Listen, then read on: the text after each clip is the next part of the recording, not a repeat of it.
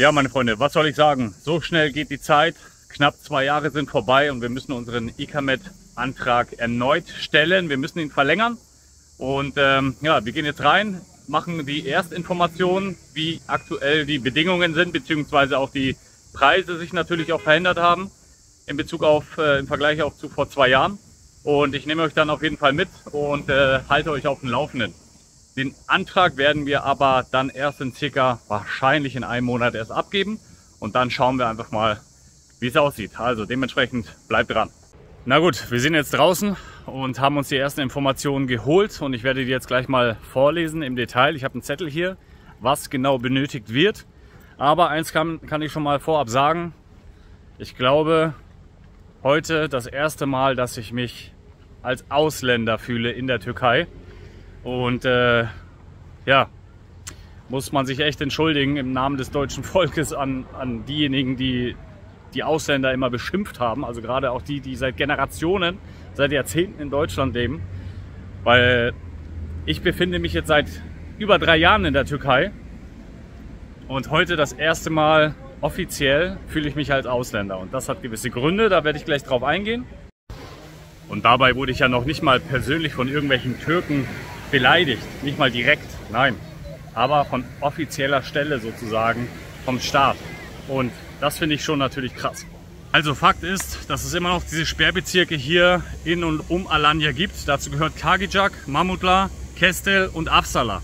Das bedeutet, hast du im Sommer 22 oder später gekauft, egal wie viel, bekommst du hier kein Ecamed. Es ist so krass. Es ist wirklich krass.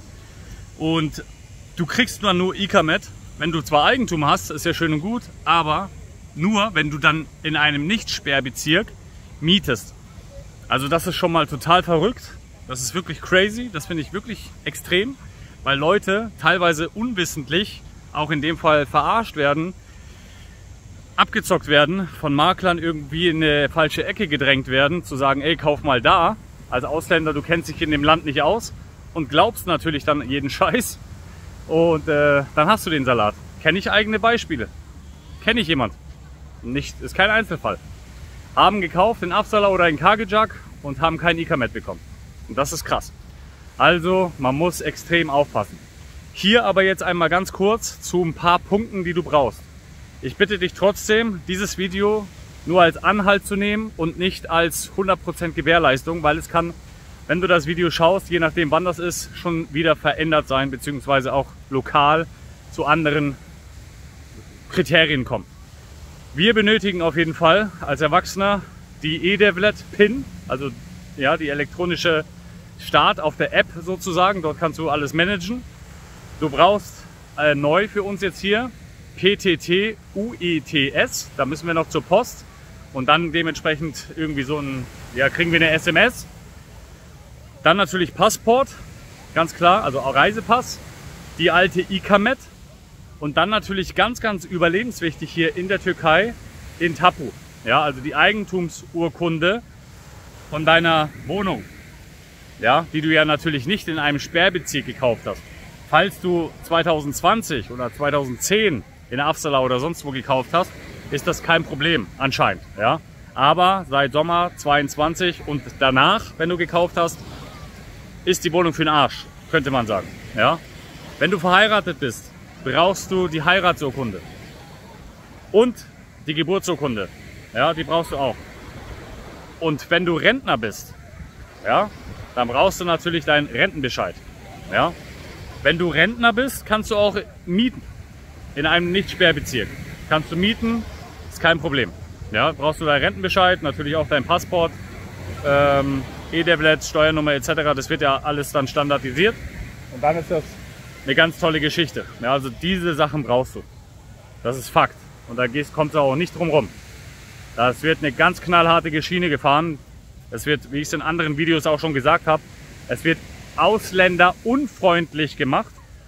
Und teilweise muss ich aber jetzt sagen, zum Ende des Videos so langsam, es wird auch familienunfreundlich gemacht. Du musst dir mal reinziehen, wie krass das ist. Ich bin jetzt seit über 3 Jahren in der Türkei, hatte damals kein Eigentum, habe einen 3 Monate Mietvertrag gehabt in Antalya und habe für 1 Jahr, wir als Familie, Ikamet bekommen für 1 Jahr. Krass, ne? Dann haben wir in Alanya Eigentum gekauft. Aber das Blöde ist in dem Fall, dass ich persönlich nicht im Tapu stehe, somit nicht als Eigentümer gelte und nur Mandana drin steht. Ja? Und das bedeutet wiederum, Mandana bekommt, also meine Ehefrau, sie bekommt 2 Jahre Ikamet ab demnächst. Und jetzt halte ich fest, ich persönlich als Ehemann, weil ich nicht im Tapu bin, und so ist das auch bei den Kindern dann in dem Fall, wenn du Kinder hast, bekommen 6 Monate Ikamet. Also meine Frau, die auch wie ich schon seit über 3 Jahren in der Türkei lebt, im Tapu aber steht, bekommt 2 Jahre, was auch gut und richtig so ist. Aber ich als Ehemann, als Ehepartner, der nicht im Tapu steht, bekomme nur 6 Monate. Ich hatte mal am Anfang des Jahres ein Video darüber gemacht, dass es 1 Jahr ist. Vielleicht hast du schon gehört. Aber für mich ist es jetzt brandneu, dass der nicht im Ikamet, der nicht im Tapu steht, der nicht im Tapu steht, nur 6 Monate bekommt. Und das finde ich krass. Das finde ich echt krass.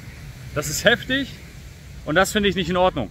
Weil man lebt hier, man gibt hier sehr viel Geld aus, zahlt dementsprechend natürlich auch gewisse Steuern. Wir leben hier und das ist heftig. Und da muss man sich mal überlegen, ob das auf lange Sicht natürlich einen Sinn macht. Natürlich heißt es, ja, es wird ja irgendwann wieder gelockert.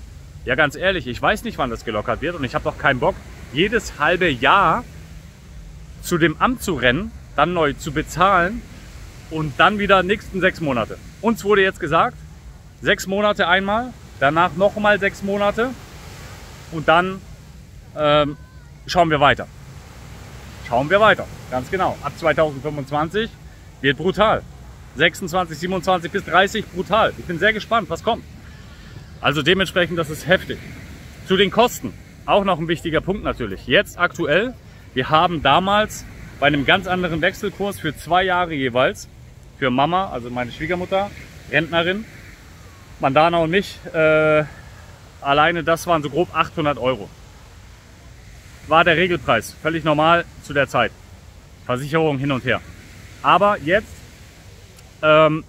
Mandana, ich und meine Schwiegermama, Rentnerin, die bekommt auch nur ein halbes Jahr. Es wäre sogar besser, wenn sie sich eine Wohnung mietet, kriegt sie 1 Jahr oder wahrscheinlich sogar 2 Jahre. Kostet umgerechnet grob, was war das? Circa 580 Euro. 21.000 Tele in Bar, in Cash. Ja? So, da kann man am Preis vielleicht noch mal was drehen. Schauen wir mal. Ja? Ist auf jeden Fall ganz krass. Und dementsprechend bin ich gespannt, was du dazu sagst. Aber wie ich so oft auch sage, das Leben entwickelt sich, ja, entfaltet sich sozusagen. Und dementsprechend weiß man auch nie, wozu das Ganze auch gut sein soll oder auch gut sein kann. Wer weiß. Aber hier auch nochmal ein Hinweis, das gilt natürlich nur für Ausländer. Wenn du jetzt Türke bist oder als Deutsch-Türke sozusagen oder du lebst in Frankreich und bist aber auch Türke aus Frankreich sozusagen, dann hast du ja nie Probleme. Dann hast du ja entweder Kimlik oder eben die Mahdi-Card und dementsprechend hast du ja Aufenthaltsrecht. Also super entspannt. Aber hast du vielleicht auch Freunde, die deutsch sind und auswandern wollen, dann kannst du auch gerne natürlich das Video teilen. Teile das Video, sag mir Bescheid, was du dazu hältst, was du davon sagst. Davon hältst, so rum, genau, ist schon ein bisschen Sonne hier. Bin auch ein bisschen aufgewühlt und finde ich nicht in Ordnung. Ich fühle mich auf den Schlips getreten, könnte man auch sagen. Das ist heftig. Weil man darf hier niemals vergessen, mit dem deutschen Pass hast du natürlich auch gewisse Reisefreiheiten und du hast die Möglichkeit, in ganz EU und natürlich auf der ganzen Welt immer für grob 3 Monate irgendwo anders zu sein. Das heißt für uns, die Pläne müssen gemacht werden. Wenn dir das Video gefallen hat, lass einen Daumen nach oben da, kommentiere, teile den Kanal, teile dieses Video und lass gerne ein kostenloses Abo da. Ich freue mich auf das nächste Video mit diesen Worten von Alanya Strand. Dein Markus.